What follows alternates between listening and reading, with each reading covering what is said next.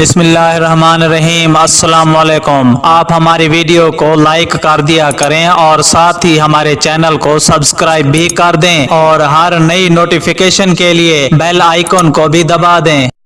Trump نے طالبان کے ساتھ مذاکرات معطل کر دیے۔ خطے کی صورتحال ایک بار پھر گھمبیر ہونے کو تیار۔ لگ بھگ 2 دہائیوں پر مبنی دہشت گردی کے خلاف جنگ میں امریکہ اس وقت ہلکان ہو چکا ہے۔ افغانستان اور ایشیا سے متعلق جس قسم کی سوچ امریکہ نے اپنائی تھی وہ غلط نکلی اور افغانستان پر چڑھ دوڑنے کے نتیجے میں امریکہ کو جس قدر نقصان کا سامنا کرنا پڑا یہ تاریخ کا حصہ ہے۔ افغانستان میں امریکی فوجیوں کی ہلاکتیں اس قدر زیادہ تھیں کہ ان کے لواحقین نے باقاعدہ پریشر ڈالا کہ دہشت گردی کے خلاف نام نہاد جنگ کو ختم کیا جائے۔ لہٰذا ڈونلڈ ٹرمپ نے اپنے منشور میں بھی افغانستان سے امریکی فورسز کے انخلاء کا وعدہ کیا تھا۔ لہٰذا پاکستان کی مدد سے ٹرمپ طالبان کے ساتھ مذاکرات کرنے میں کامیاب ہو گئے تھے اور معاہدے بھی طے پا چکے تھے۔ اس معاہدے کی روح سے امریکہ کو 1.5 سال کے اندر اپنی فورسز افغانستان سے نکالنا تھی۔